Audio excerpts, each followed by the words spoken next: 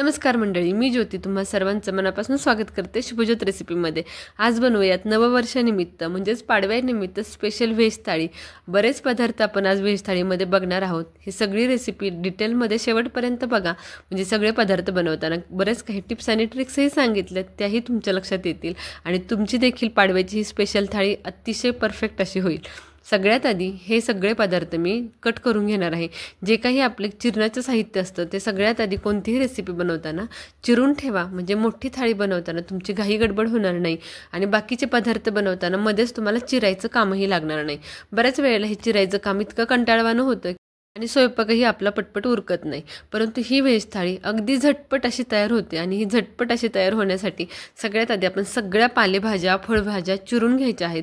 इथे वाटाणे देखील मी सोलून ठेवलेत, गाजर चिरून घेते, आलं, कांदा, टोमॅटो, त्याचबरोबर पालक आणि मेथी देखील मी घेतले। हे सगळं साहित्य अगदी बारीक असं मी चिरून घेते। थाळीमध्ये मी आवर्जून फळभाज्या आणि पालेभाज्या दोन्हींचाही वापर केला आहे, जेणेकरून ही थाळी चविष्ट तर होईलच पण त्याचबरोबर हेल्दीही होईल। चला, ते टोमॅटो देखील मी चिरून घेतला आहे। टोमॅटो चिरताना मी एक मोठ्या आकारामध्ये आणि एक छोट्या आकारामध्ये असा चिरला आहे। जो मोठ्या साईजमध्ये क्यूब केलेत ते मी वाटण्यासाठी वापरणार आहे आणि छोटा चिरला आहे तो मसाले भातासाठी वापरणार आहे। त्याचबरोबर इथे मी पालकही अगदी बारीक कट करून घेते। पालकाची आपण भजी बनवणार आहोत। हे भजी अगदी छोटे गुबगुबीत बनवायचेत मला, त्यामुळे मी आवर्जून पालक हा बारीकच चिरून घेते। चला, पालक चिरून झाला आहे। आता प्रत्येक गोष्ट चिरल्यानंतर मी ज्या त्या भांड्यामध्ये काढते, म्हणजे ज्या भांड्यामध्ये मला भजीचं पीठ भिजवायचे त्या भांड्यामध्ये मी पालक चिरून काढलं आहे। त्याचबरोबर एका प्लेटमध्ये मी टोमॅटो, कांदा हे सगळं काढणार आहे। त्याचबरोबर मेथी देखील मी इथे कट करून घेते। आता मेथी आणि कोथिंबीरीच्या मी वड्या बनवणार आहे, त्यासाठी मी मेथी कट केली आहे आणि ज्या भांड्यामध्ये मेथी आणि कोथिंबीरीचं पीठ मी भिजवणार आहे त्याच भांड्यामध्ये मी ते काढले। अशा पद्धतीने जर तुम्ही कामं केली तर कामही तुमची झटपट अशी उरकतात, जास्त भांडी देखील खराब होत नाहीत आणि काम कंटाळवाणंही होत नाही। चला, आता याचबरोबर मी कोथिंबीरही कट करून घेते। बाजारातून कोथिंबीर आणल्यानंतर मी सुरुवातीला ती रफली कट करून डब्यामध्ये ठेवते, कारण अशा पद्धतीने जर तुम्ही रफली कट करून डब्यामध्ये ठेवली तर कोथिंबीर 10 ते 15 दिवस आरामात फ्रीजमध्ये राहते।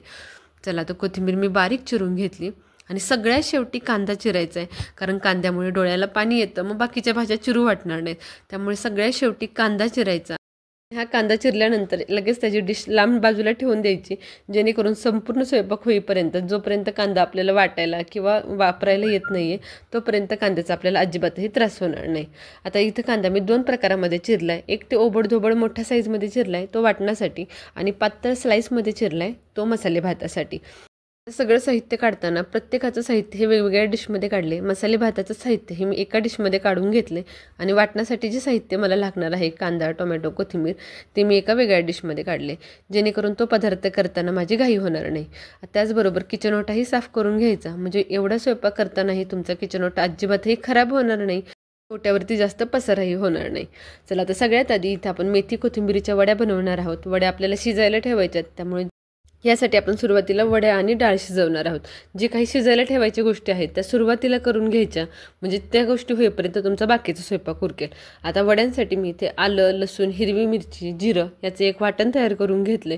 आता यामध्ये तुम्हाला हवा असेल तर तुम्ही लाल तिखटही टाकू शकता, परंतु मी हिरव्या मिरचीच्या वड्या बनवते त्यामुळे मी यामध्ये लाल तिखट नाही घालत आहे। आता यामध्ये घालायचे 1 कप बेसन पीठ। आता बेसन पीठ आहे त्यामुळे यामध्ये घालूयात 1 चमचा ओवा। ओवा हातावरती छान मी कुस्करून घालते, जेणेकरून ओव्याचा चांगला फ्लेवर आपल्या वडीला भेटेल। ह्याचबरोबर घालूयात पाव चमचा हळद, 1 चमचा मीठ, आणि हे सगळं साहित्य आपण अगदी घट्टसर असं मळून घेणार आहोत। अगदी घट्टसर असा ह्याचा डो करायचा, थोडं थोडं पाणी घेत घेत, जास्त पाणी एकदम घ्यायचं नाही आहे। आता थोडंसं डो तयार झाला की यामध्ये घालूयात 1 ते 1.5 चमचा तीळ। तीळ घातल्यामुळे वडी दिसायलाही छान दिसते आणि खायला देखील चविष्ट अशी लागते।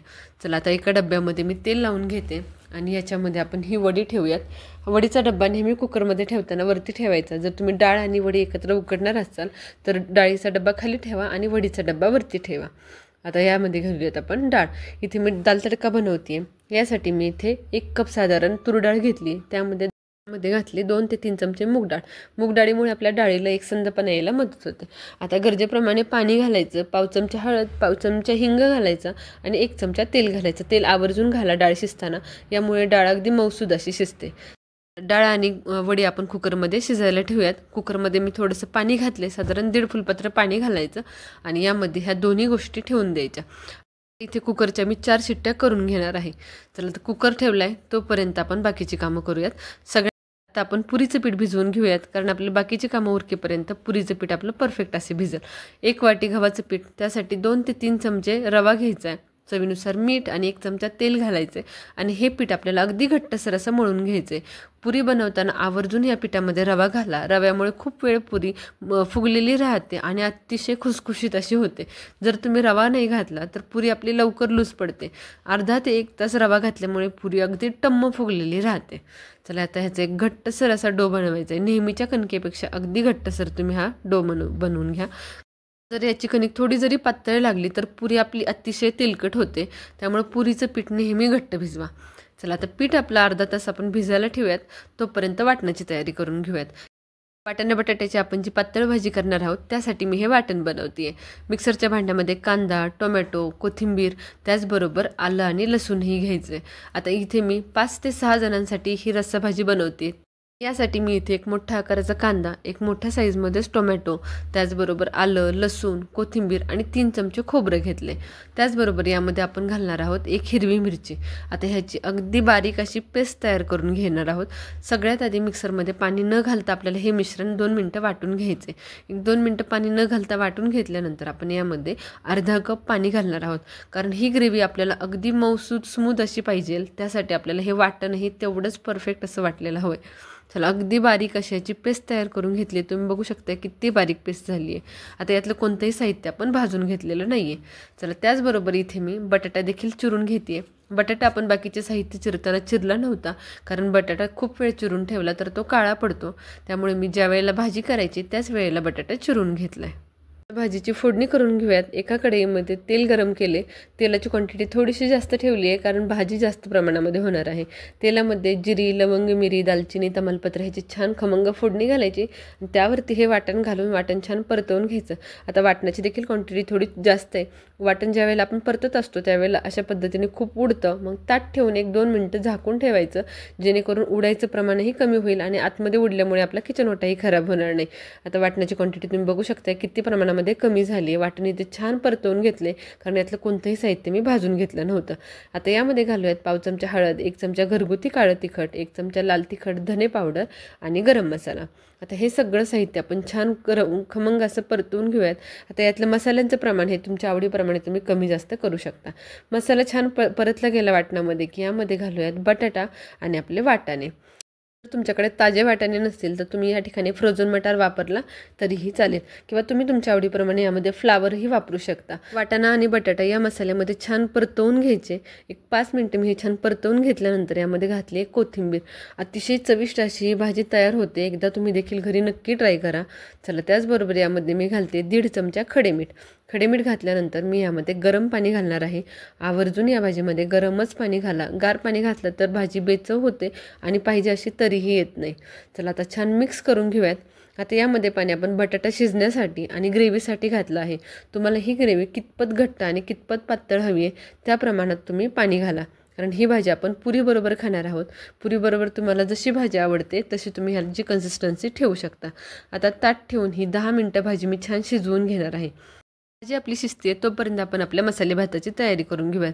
इथे मी साधारण 1.5 कप बासमती तांदूळ घेतला आहे. हा तांदूळ स्वच्छ धुवून घ्यायचा आणि आपली बाकीची तयारी करेपर्यंत भिजू द्यायचा.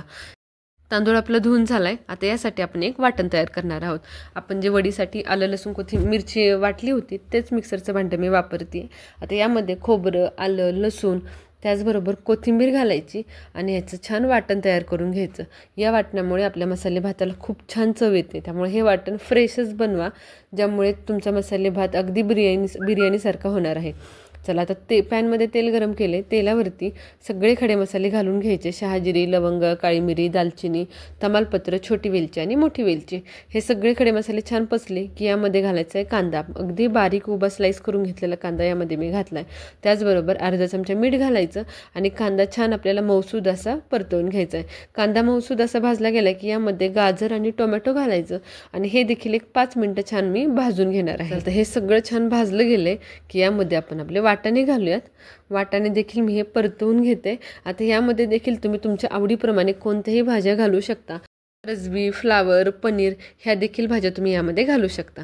चला आता हे सगळं आपलं साहित्य छान परतलं गेले की यामध्ये आता आपण आलं लसूण खोबऱ्याचं वाटण घालायचं आहे.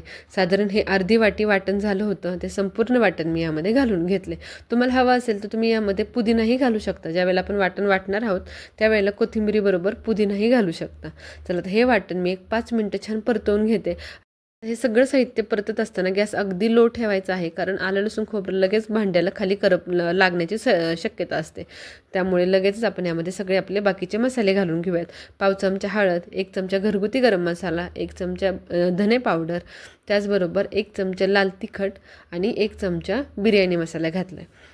आता हे मसाले देखील आपण छान परतवून घेऊयात. तेलामध्ये फक्त गॅस कमी ठेवा आणि आलं लसूण खोबरं जर खाली लागत असेल तर सतत मिक्स करत राहा.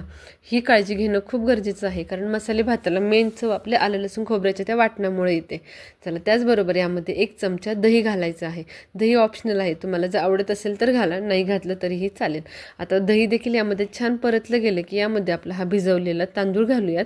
तांदूळ आपलं छान परतवून घ्यायचं आहे.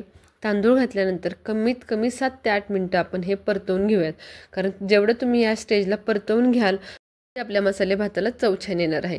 आता सगळ्यात शेवटी मी 1 पाव चमचा कसुरी मेथी घातली आहे. आता कसुरी मेथी देखील यात छान मिक्स करून घेतली की यामध्ये घालूयात भरपूर अशी कोथिंबीर. आता कोथिंबीर घातल्यानंतर देखील मी 5 मिनटं परतवून घेते.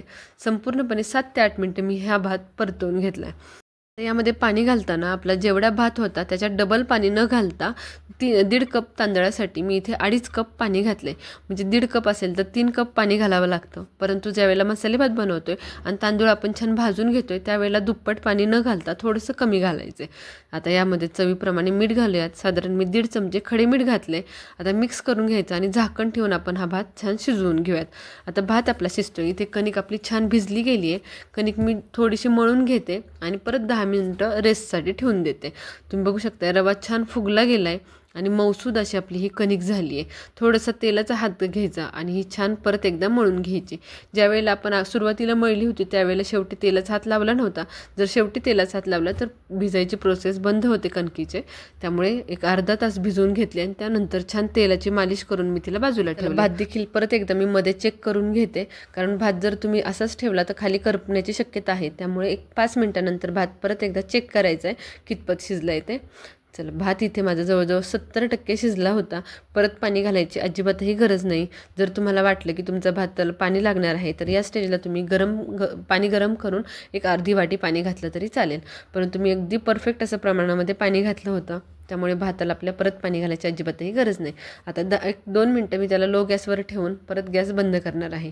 आता इथे मी तोपर्यंत आमरस करून घेणार आहे. आमरस करण्यासाठी मी इथे हापूस आंबा घेतला आहे. आता हापूस आंबा ओळखायचा कसा, तर ओरिजिनल हापूस हा अगदी पातळ सालीचा असतो आणि त्याच्या देठाला छान वास येत असतो.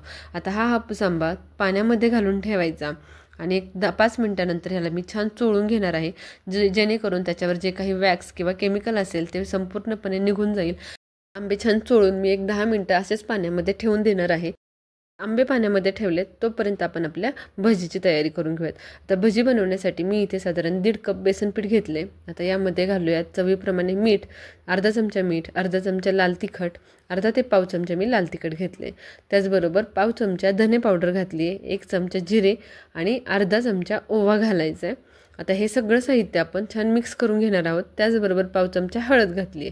आता सुरुवातीला पालक यामध्ये न घालता सुरुवातीला ह्याचं छान एक बॅटर तयार करून घेऊयात आणि त्यानंतर पालक यामध्ये घालायचं आहे. आता पीठ आपल्याला अगदी घट्टसर असं ठेवायचं आहे, कारण पालकाला नंतर पाणी सुटतं, मग खूप जास्त आपलं पीठ पातळ होऊन जाईल. यामध्ये सोडा वगैरे काहीही आपण घालणार नाही आहे. हे माझं घरगुती बेसन पीठ होतं, ते मी थोडंसं जाडसर दळलं होतं, त्यामुळे त्याला भिजायला थोडासा वेळ लागेल. तर हे पीठ मी अर्धा तास छान भिजवून घेणार आहे. किचन ओटा लगेच पुसून घ्यायचा. तुम्ही बघू शकता आपला एवढा स्वयंपाक चालला आहे परंतु किचन ओटा अजिबातही खराब होत नाही, जेणेकरून आपलं पुढचं कामही वाचतं आणि किचन ओटा स्वच्छ असेल तर काम करायलाही छान वाटतं. चला आता आंबे आपले छानपैकी स्वच्छ झालेत. आता आपण आमरस करायला घेऊयात. आमरस करत असताना, आंबे पिळत असताना सुरुवातीला वरचा देठाकडचा भाग न काढता आंबा आपल्याला पूर्ण सैलसर करून घ्यायचा आहे.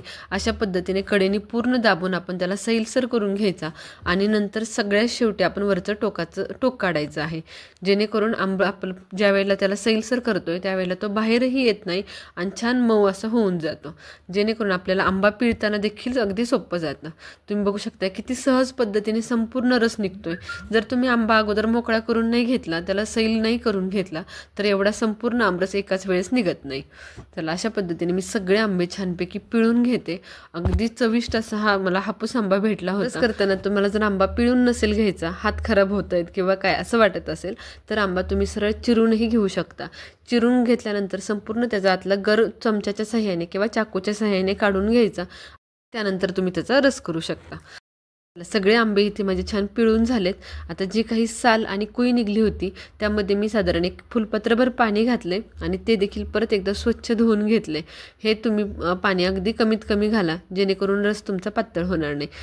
तुम्हाला जर आवडत असेल तर तुम्ही रसामध्ये दूधही घालू शकता, परंतु मी इथे दूध घालत नाही आहे. चला, तर रस आपला काढून झाला आहे. रस कितपत आंबट आहे किंवा गोड आहे हे चेक करायचं आणि त्यानंतरच यामध्ये साखर घालायची आहे. तर इथे आंबा माझा खूप गोड होता, त्यामुळे मी फक्त इथे 3 ते 4 चमचे साखर घातली आहे. आता तुम्ही तुमच्या आवडीप्रमाणे गोडीप्रमाणे साखर कमी जास्त करू शकता. आता हा सगळा आमरस मी एका मिक्सरच्या भांड्यामध्ये घेते आणि हे आपण फक्त 2 मिनटं फिरवून घेणार आहोत. मिक्सरला फिरवून घेतल्यामुळे अगदी एकसारखा असा हा आमरस तयार होतो. आता मिक्सरच्या भांड्यामधून काढल्यानंतर छान त्याला एकजीव करून घ्यायचा, एकसारखा असा मिक्स करून घ्यायचा आणि फ्रीजमध्ये थंड व्हायला ठेवून द्यायचा. जोपर्यंत आपला बाकीचा स्वयंपाक होतोय तोपर्यंत आपला रसही छान थंड होईल. आता इथं आपला कुकर थंड झाला होता. मी डबे दोन्ही काढून घेतले. डाळही छान शिजली आणि वडी देखील आपली छान शिजली. आता डाळ सुरुवातीला छान घोटून घ्यायची आणि एका मी भांड्यामध्ये काढून घेते, ज्यात की मला त्याला तडका देऊन ठेवता येईल. आता भांडी आपण ज्या वेळेला वापरतो त्यावेळेला प्रत्येक भांडं हे त्या पदार्थाच्या क्वांटिटीप्रमाणे वापरा. इथं डाळ माझी थोडी होती अगदी, त्यामुळे मी छोट्या कढईमध्ये काढली, जेणेकरून तडका देऊन मला अशीच त्याला ठेवता येईल. वडी देखील आपली इथं छान शिजली आहे. आता वडी आपण अगोदर कट करून घेऊयात.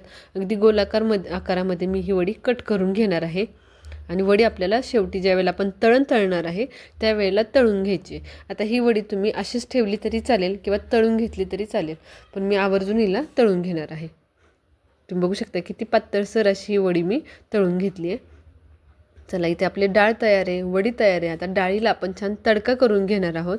ह्या तडका करायच्या अगोदर आपण डाळीमध्ये मीठ घालून घेऊयात. इथे मी 1 चमचा डाळीमध्ये मीठ घालून घेतले. आता मीठ तुम्ही शिजताना घातलं तरीही चालेल, परंतु शिजताना मी मीठ घातलं नव्हतं म्हणून मी आता मीठ घालून घेतलं आणि आता आपण तडक्याची तयारी करूयात. डाळीचा अगदी खमंग असा तडका देऊन घ्यायचा. ह्या तडक्यामुळे डाळ आपली अतिशय चविष्ट अशी लागते. तेल गरम झाले, तेलामध्ये 1 चमचा जिरी घालायची. जिरी छान फुलली की यामध्ये 1 चमचा चिरलेला लसूण घालायचा. आता इथे तुम्ही लसणाबरोबर आलंही घालू शकता, परंतु मी फक्त लसूण घातलं आहे. त्याचबरोबर लाल सुक्या मिरच्या घालायच्या आणि कढीपत्ता घालायचा. ह्याची फोडणी छान बसली की गॅस बंद करायचा आणि त्यानंतर सगळ्यात शेवटी आपण यामध्ये अर्धा चमचा लाल तिखट घालणार आहोत. गॅस बंद केल्यानंतरच लाल तिखट घाला, नाही तर मग लाल तिखट करपण्याची शक्यता असते. चला, आता ही गरम गरम अशी चुरचुरीत फोडणी आपल्या डाळीवरती घालून घेऊयात. अतिशय खमंग असा हा डाळ तडका तयार होतो. चला, आता ही फोडणी घातल्यानंतर 2 मिनटं डाळ छान मिक्स करायची. अगदी खमंग असा आपला डाळ तडका तयार आहे. अतिशय चविष्ट असा हा डाळ तडका लागतो. चला, आता डाळ तडका तयार झाला आहे तर आपला भातही व्हायलाच हवा आहे. इथे मी 1 फुलपात्र इंद्रायणी तांदूळ घेतला होता. स्वच्छ धुवून 1-2 असं पाणी घालायचं, मीठ घालायचं आणि भात मी इथे शिजवून घेतला. चला, भात शिजून झाल्यानंतर मी इथे तळण करायला घेतलं आहे. तळण करण्यासाठी सगळ्यात आधी मी भजी तळून घेते. पालक घातल्यानंतर आपण पीठ हे घट्टसर असंच ठेवलं होतं. पालकामुळे थोडंसं पाणी सुटलं आणि पीठ आपलं हे सैलसर असं झालं. या पिठामध्ये मी गरम कडकडीत असं 1 चमचा तेल घातलं होतं आणि तेल मिक्स करून घेतलं. त्यानंतर आपण भजी सोडून घेतलेत. जर तुम्हाला हवं असेल तर तुम्ही चिमूटभर सोडा घालू शकता, पण सोड्याने खूप तेलकट अशी भजी होतात, त्यामुळे आवर्जून ह्यामध्ये गरम तेल घाला. तेलाने देखील अगदी हलकी फुलकी अशी आपली ही भजी तयार होतात. चला, दोन्ही बाजूनी छान खमंग अशी मी तळून घेते. अगदी सोनेरी रंगावरती हे भजी मी तळून घेणार आहे. भजी तळताना गॅस अगदी मीडियम टू लो ठेवायचा आहे, जेणेकरून अगदी आतपर्यंत भजी आपले छान तळले जातील, पचले जातील. तुम्ही बघू शकता किती सुंदर असे हे आपले भजी तयार झालेत. चला, भजी तळून झालेत. आता याच तेलामध्ये मी लगेच वडी तळून घेणार आहे. ज्या वेळेला तुम्ही तळण करायला घेता त्यावेळेला एकाच वेळेस सगळे पदार्थ तळायला घ्या, कारण तेल गरम झालेलं असतं. तेलात एकाच वेळेस सगळे पदार्थ छानपैकी तळले जातात आणि तेल परत परत गरम करायची गरज पडत नाही. अगदी गोल्डन अशा कलरवरती मी ही वडी छान तळून घेतली आहे. खूप लालसर करायची ही गरज पडत नाही. वडी आपल्या आतमध्ये छान शिजली आहे, फक्त तिला एक कुरकुरीतपणा यावा म्हणून आपण तिला तळून घेतो आहे. चला, आता वडी तळून झाली की याच तेलामध्ये आपण लगेच आपले पापड तळून घेऊयात. पापड तळण्यासाठी तेल आपलं अगदी कडकडीत गरम लागतं, त्यामुळे सगळ्यात आधी भजी तळायची आणि त्याच नंतर आपले पापड तळायला घ्यायचेत, कारण तेलाचं टेम्परेचर अगदी परफेक्ट असतं आपल्या पापडांसाठी. दोन्ही बाजूनी भाजून हा पोह्याचा पापड मी सुरुवातीला तळून घेते. पोह्याचे पापड कसे बनवायचे याची डिटेल रेसिपी मी पोस्ट केली आहे, डिस्क्रिप्शनमध्ये याची लिंक दिली आहे, जाऊन एकदा नक्की बघा. अगदी सोप्या पद्धतीने अगदी खुसखुशीत असे पोह्याचे पापड तयार होतात. चला, तुम्ही बघू शकता अगदी दुप्पट ते तिप्पट आपला हा पोह्याचा पापड फुलून येतो. पोह्याचे पापड तळून झालेत. आता यामध्ये आपले उडदाचे पापडही तळून घेऊयात. उडदाचे पापड देखील कसे बनवायचे ह्याचा देखील व्हिडिओ मी पोस्ट केला आहे, त्याची देखील लिंक डिस्क्रिप्शनमध्ये दिली आहे, ते देखील जाऊन एकदा नक्की चेक करा. अगदी सोप्या सुटसुटीत पद्धतीने पांढरे शुभ्र असे हे उडदाचे पापड आपण घरच्या घरी बनवून तयार केले होते. चला, पापड आपले इथे तळून झालेत. आता आपण आपल्या पुऱ्या करून घेऊयात. पुऱ्या करायच्या अगोदर तेल मी छान गाळून घेतलं होतं, जेणेकरून जे काही भजी करताना जे काही कण निघाले होते भाज्यांचे ते संपूर्णपणे निघून जातील, ते आपल्या पुरीवरती येणार नाहीत. पुरीची कणिक आपली इथे छान भिजली आहे. अगदी छोटे छोटे असे ह्याचे गोळे तयार करून घ्यायचे. पुरी तुम्हाला जेवढी मोठी छोटी बनवायची त्या पद्धतीने गोळा तयार करायचा. थोडंसं तेल घ्यायचं आणि तेलाच्या मदतीने पुरी आपली लाटून घ्यायची. अजिबातही पिठीचा वापर करायचा नाही आहे, फक्त तेलावरती ही पुरी आपण लाटून घ्यायची. अगदी गोल अशी गुबगुबीत छान पुरी लाटायची, जास्त पातळ नाही आणि जास्त जाडही नाही, आणि गरमागरम अशा तेलामध्ये सोडायची. तुम्ही बघू शकता किती झटपट अशी पुरी आपली फुगून वरती आली. अगदी टम्म अशा ह्या पुऱ्या फुगतात आणि रवा घातल्यामुळे खूप वेळ अशा त्या कुरकुरीत कडक आहे अशा फुगलेल्या राहतात. चला, पुऱ्या इथे मी छान तळून घेते. ते देखील आपल्याला अगदी मीडियम गॅसवरती तळायचे आहेत. गॅस खूप मोठा करायचा नाही आहे, अगदी मीडियम टू लो गॅसवरती दोन्ही बाजूने पुऱ्या छान तळून घ्यायच्यात. अगदी गुबगुबीत अशा ह्या पुऱ्या तयार होतात. मला सर्विंग करायला कंप्लीट एक अर्धा तास गेला होता. अर्ध्या तासानंतरही पुऱ्या ह्या अशाच टम्म फुगलेल्या होत्या. त्यामुळे रवा आवर्जून घाला पिठामध्ये, जेणेकरून पुऱ्या तुमच्या खूप वेळ फुगलेल्या राहतील. चला, आता सर्विंग करून घेऊयात. सर्विंगसाठी सगळ्यात आधी भातापासून सुरुवात केली आहे. आधी पांढऱ्या भाताची मुदी करून घेतली, त्यानंतर मसाले भाताची मुदी करून घेतली, त्यानंतर आमरस, त्याचबरोबर वाटाणा आणि बटाट्याची चमचमीत अशी रस्सा भाजी, दाल तडका की आपण आपल्या पांढऱ्या भातासोबत खाणार आहोत. त्याचबरोबर मऊ गुबगुबीत असे आपले पालकाचे भजी, मेथी आणि कोथिंबिरीच्या खमंग अशा वड्या, अगदी कुरकुरीत अशा झालेल्या ह्या वड्या आहेत. त्याचबरोबर आपला उडदाचा पापड मी इथे तोडून घालते, कारण ताटामध्ये इतके पदार्थ झालेत ते बसायला जागाच नाही राहणार. त्याचबरोबर आपल्या गुबगुबीत अशा फुगलेल्या पुऱ्या आणि पोह्याचा पापड. अतिशय चविष्ट आणि चमचमीत अशी आपली व्हेज थाळी तयार झाली. या पाडव्याला तुम्ही देखील ही व्हेज थाळी नक्की ट्राय करा. मला ही व्हेज थाळी कशी वाटली हे देखील मला कमेंट सेक्शनमध्ये नक्की सांगा. अगदी 1 ते 1.5 तासामध्ये हा संपूर्ण स्वयंपाक तयार होतो. नियोजनबद्ध पद्धतीने जर तुम्ही ह्या सगळ्या रेसिपी केल्या तर अगदी झटपट अशी ही व्हेज थाळी तयार होते. देखील या पाडव्याला ही व्हेज थाळी नक्की ट्राय करा. चॅनलला जर आपल्या आतापर्यंत सबस्क्राईब केलं नसेल तर लगेच सबस्क्राईब करा, म्हणजे एकही रेसिपी तुमची मिस होणार नाही. येणाऱ्या प्रत्येक रेसिपीचं तुम्हाला नोटिफिकेशन भेटेल. एकदा अशा चमचमीत आणि टेस्टी रेसिपींसोबत. धन्यवाद.